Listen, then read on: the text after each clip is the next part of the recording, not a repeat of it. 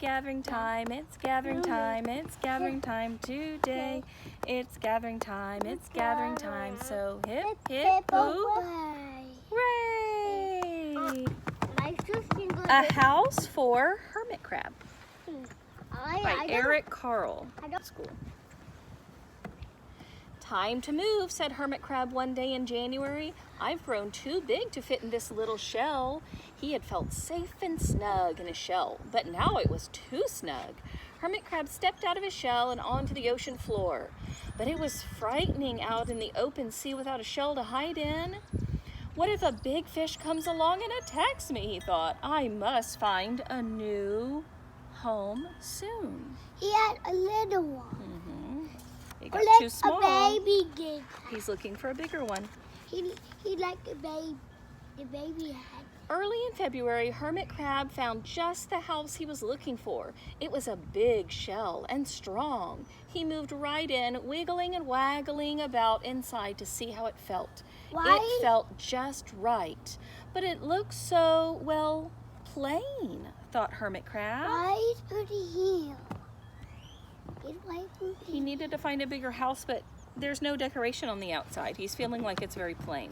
Maybe it's like a little baby got this, and it can jump on this big old table. Let's finish our story and then we'll open it up for messages. In March, Hermit Crab met some sea anemones. They swayed gently back and forth in the water. How beautiful you are, said Hermit Crab. Would one of you be willing to come and live on my house?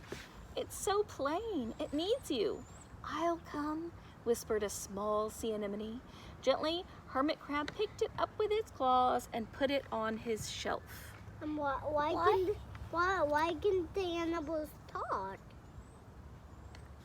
Why can the animals talk, Dad? Why can the animals talk? I think we're using some creative license in this story so that we can imagine what these animals would say to each other if they could talk. But you know, a lot of animals can talk. Cats meow and dogs bark. We can't understand that language, but they can understand each other when they talk. I can speak that language. Because I can't. I know, we can't understand that language, but they can talk to each other. In April, Hermit Crab passed a flock of starfish moving slowly along the sea floor. How handsome you are, said Hermit Crab. Would one of you be willing to decorate my house? I would, signaled a little sea star. Carefully, Hermit Crab picked it up with his claw and put it on his house. I know that thing. You're reading along with us? Why you putting that shelf in the outside? He's looking for friends and beautiful creatures to decorate his shell. Oh, another one. He want to put here too. In May, Hermit Crab discovered some coral. They were hard and didn't move. How pretty you are, said Hermit Crab. One of you be willing to help make my house more beautiful? I would, creaked a crusty coral. Gingerly, Hermit Crab picked it up with his claw and placed it on his shell. In the shell. There's some repetitive lines in this book, and I hear my friends are starting to memorize where they come in the story and read along. A snake! In June, Hermit Crab came to a group of snails crawling over a rock on the ocean floor. They grazed as they went, picking up algae and bits of debris and leaving a neat path behind them. How tidy and hard-working you are, said Hermit Crab. Would one of you be willing to come and help clean my house? I would, offered one of the snails. Happily, Hermit Crab picked it up with his claw and placed it on his shell. Why is he the snuggle? The snails are eating some maybe algae or something that's growing on this rock, and as they eat it, they clean it. So Hermit Crab asked if he would come and help clean his shell too. Oh, another one. In July, Hermit Crab came upon several sea urchins. They had sharp, prickly needles. How fierce you look, said Hermit Crab. Would one of you be willing to protect my house? I would, answered a spiky sea urchin. Gratefully, Hermit Crab picked it up with his claw and placed it near his shell. Now he has decoration and protection. Abby. Everyone's playing a special role. In August, Hermit Crab and his friends wandered into a forest of seaweed. It's so dark in here, thought Hermit Crab. How dim it is, murmured Sea Anemone. How gloomy it is, whispered Starfish. How murky it is, complained Coral. I can't see, said Snail. It's like a nightmare, cried Sea Urchin. It's dark. Oh. In September, Hermit Crab spotted a school of lanternfish darting through the dark water. How bright you are, said Hermit Crab. Would one of you be willing to light up our house? I would, replied the lanternfish, and it swam over near the shell. Let's pause for a minute. I noticed something on this page. The story has changed a little bit. Hermit Crab isn't saying my house anymore. He's saying our house. Would you be willing to light up our house? Hermit Crab has gathered so many friends that now they're all a community here. They're helping each other, taking care of each other. Now it's a collective house for all of them. In October, Hermit Crab approached a pile of smooth pebbles. How sturdy you are, said Hermit Crab. Would you mind if I rearranged you? Not at all, answered the pebbles. Hermit Crab picked them up one by one with his claw and built a wall around his shell. Now my house is perfect, cheered Hermit Crab. He found it. If you could be really, really big, if you're in a really big, if you go really big, you might break a house right on your head. You're right. A house would be too heavy for us to carry on our head.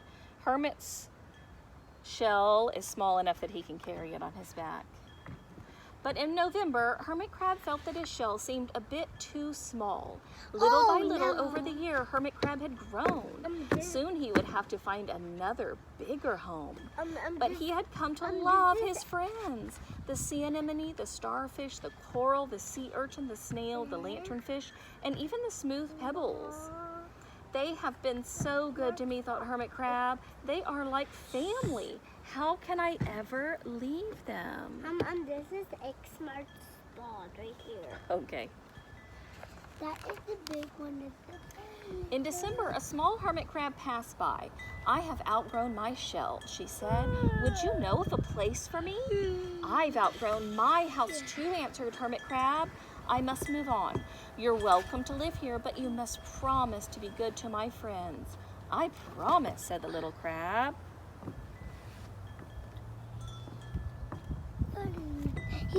He did. That is the little stuff. A newer, littler hermit crab Now is you starting have to the move in. big one. The following January, Hermit Crab stepped out of his little crab home and moved into the new one.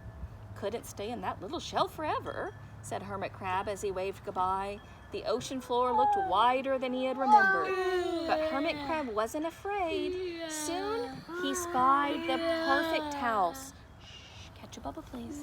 This is a listening time. An empty shell, and it looked, well, a little plain. Sponges, he thought, barnacles, clownfish, sand dollars, electric eels. Oh, there's so many possibilities. I can't wait to get started.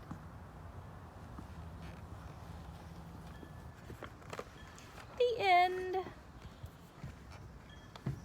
Ariel's here. Okay, let's think about our story. We've read it several times now this week, so I have a question for us to think about.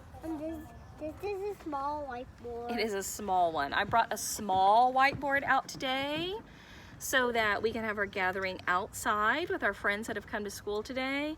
That way we're not having to carry our very big whiteboard from inside. Let's think about our question today. Why there's no more friends here? What is your favorite part? And look here, with a silent signal, can someone tell me what I've put at the end of our Mano. sentence? None. With a silent signal. Yes, Tom? Is Do you remember what this is called?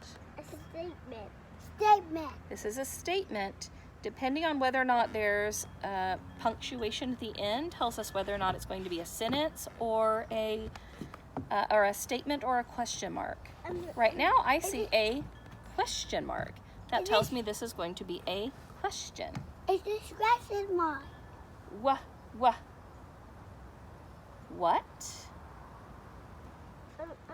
Is I'm just bugged on that. yeah your What is favorite that? part? All right, let's count to our words in a sentence, see how many we have. I'm Thomas. 1, 2, 3, 4, 5. 5. 5 words in our sentence today. 1, 2, 3, 4, 5, 6, 7, 8, 9, 10. Branson, can you point out the number 5? The guard dog is coming. Guard dog Let's is count it. coming. 1, 2, The guard dog. 3, 4, 5, 6, 7. 5. 5 Five, words five, in our five. sentence today. Yay! What is your favorite part? Friend. Sit down so you can give me a silent signal. Do you have a favorite part of the book, Branson? I like this. The boat of this one. The boat of that one. I see. What about the hermit crab? What is your favorite part about a house for hermit crab? If he's too small for a little one, he can go into a big house and get on the couch and sit on it if he wants to. You think he has a couch inside his little shell? Maybe so. Branson, it sounds like his favorite part is when Big shell. Hermit gets a Style. bigger Bigger house. shell. Big shell. Tom, do you have a favorite part of the story? A little house has a big house, and he can't do his feet on it. But he spit on it, he had lost the shell. Your favorite part is when he was so little he needed to move on and find a new one? Yeah, and then lost the shell. When he lost the little one? Yeah. No, he lost the big one. Oh, the big one? Well, it seems like from the story he found the big one, but what did he need to do to the big house? I mean, he needed to make friends on. He made a lot of friends to carry along on his shelf. His shell. That's right. So I have the video recording so that our friends that are at home can watch Gathering and they can follow along with us too. So those of you that have watched at home, our Gathering question today is, what is your favorite part? So you can sit at home and think about what you've enjoyed reading this week and what your favorite part is. And if you'd like to ask Mom and Dad to help you make a comment on the video or send us a little video or photo, you can let us know what your favorite part was too. Thanks for joining us.